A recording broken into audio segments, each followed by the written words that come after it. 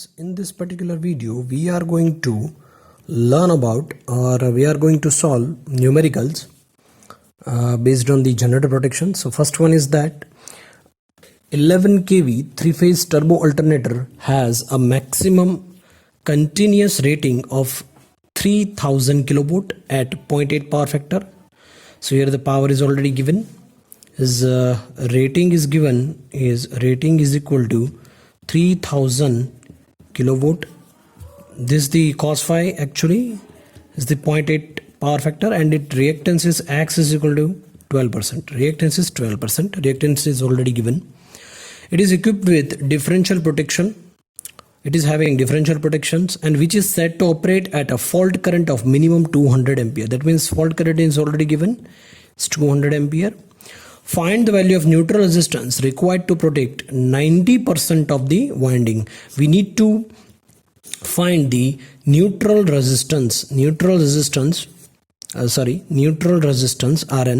required to protect 90% of the winding. Fine. So based on this example, I can draw one figure like this. This is the star connection. Okay. And this is the neutral resistance. This is earth, and this is the neutral resistance, which is R. If the fault has happened, see, the fault has happened here because the 90% of the winding is protected. We need to find that. So this, if the fault occurs, and this fault will be fed like this, okay, and the closed path will be like this, okay. Now we need to find the current. Which is the I is equal to what? The rating is what? 3000 kilovolt, and upon root 3 into, we know that we know this equation, okay, the rating upon root 3 VLIL, okay. So now VLIL cos phi. So here the I is already given. Cos phi we have to find, but the cos phi is what? 0.8. That is already given. Root 3. What is VL? Yes, it is given 11 kV. So here the 11 into 10 raised to 3. Okay, is that right? So if I solve this particular equation, what I'll get here? 3000. Okay. I'm getting here 196.9 ampere. 196.9 ampere. Okay. So this is my current. Now it is already mentioned that the current, the per unit reactance is what? Per unit is given. X is equal to 12% is already given. Okay. So what is per unit? We know that the per unit value is equal to actual value of impedance, or you can say the actual value of reactance, okay, reactance, divide by VB by IB, voltage by current, okay. This is the equation. So per unit is equal to what? Actual value of reactance, which is X, and VB by IB. So in this way, what is per unit reactance is already given, 12%. So per unit reactance is given, which is per unit reactance is given, C, X upon VB upon IB. Is that right?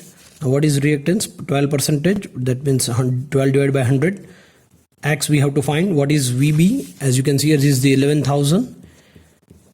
11,000 divided by what is IB? That what is IB here is 11,000. So 11,000 divided by root 3, this is VB. And what is IB? Yes, this is IB, 196.9. Okay, 196.9. Now we have to calculate X. So X is equal to 3.872 ohm. So this is the total reactance. Now, what will be the reactance up to 10% of winding? That we have to find. What will be the reactance and what will be the voltage up to 10% of the winding? So reactance of 10% of winding is, see, reactance of 10% of winding is equal to what I have got here. So this is the percentage, 10% of this. So this will become 0.3872. Am I right? Now voltage induced up to 10% of winding, voltage induced up to 10% of winding is equal to what? What will the voltage is 11 kV into 10 raised to 3 divided by root 3 because it is having 3 phase into what? Into 10% into 10 into 10, but we 10%, so it will be equal to 0.1. Okay, it will be equal to 0.1. So based on this we can calculate the voltage induced. This is 635.085 volt. So this is the reactance of 10% of winding. This is the voltage induced up to 10% of the winding. Now as this 10%, that's why I have taken here 0.1. Now as the relay operates for a minimum current of 200 ampere, as you can see this is the 200 ampere. So 200 ampere will be the fault current. So 200 is equal to voltage divided by your impedance. So what is voltage here? 635.085 divided by under root of R square plus we have to find the neutral resistance into particular this reactance 0.3872. So I'll get here R is equal to, by means of calculation, 3.151%. So this is the actual resistance that we need to find, that this is the neutral resistance required to protect 90% of the winding. This amount of value of resistance that we need. Now moving further with the next example.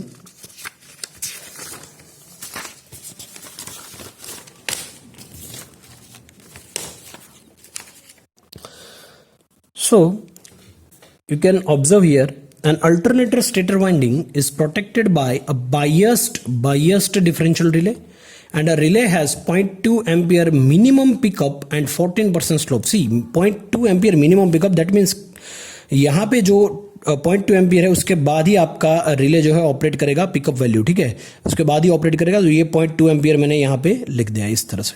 And 14% slope, तो ये जो slope की value है वो है 14%. तो इस तरह से ये स्लोप आएगा, हमने देखा है, ठीक है. और ये है परसेंटेज डिफरेंशियल आपकी protection.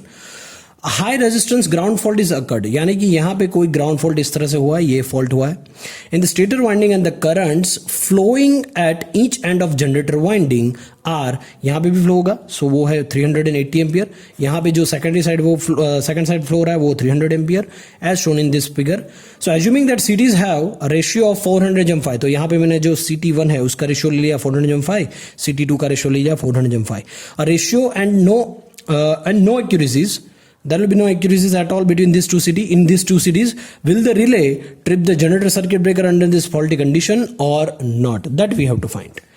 So in this particular condition, see यहाँ पे मैं क्या कर सकता हूँ, I1 और I2 लिख सकता हूँ. देखिए यहाँ पे जो भी करंट आएगा वो अगर मैं प्लस I1 कर मतलब कहूँ यहाँ पे कैपिटल I1, तो यहाँ से जो सिटी की सेकेंडरी में करंट जाएगा वो है I1, यहाँ से जो करंट जाएगा वो हो जाएगा I2, और यहाँ से जो इस तरह सर्कुलेट होगा वो होगा I2. तो ये I2 जो इस तरह से कुछ फ्लो करेगा, और यहाँ से जो होगा वो करंट I1 यहाँ पे फ्लो करेगा.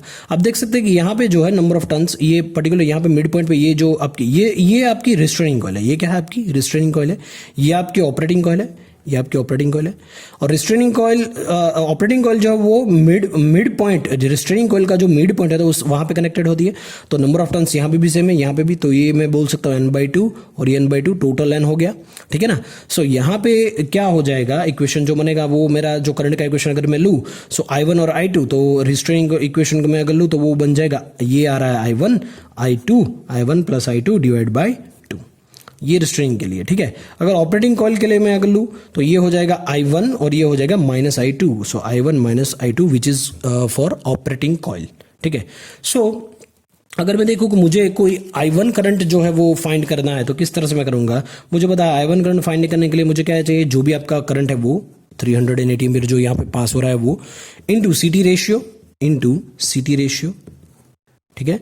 सो I1 is equal to 300 fault current into CT ratios, that means 5 divide by 400. So I1 is equal to what? I get here 4.75 ampere. So which is I1 only. Now we are moving further with I2. Now what is I2? I2 is equal to, as you can see here, I2 is equal to 300 ampere. This is 300 ampere. So 300 ampere into 5 divided by 400. So I2 will become 3.75 ampere. Based on this, we can calculate the operating coil current.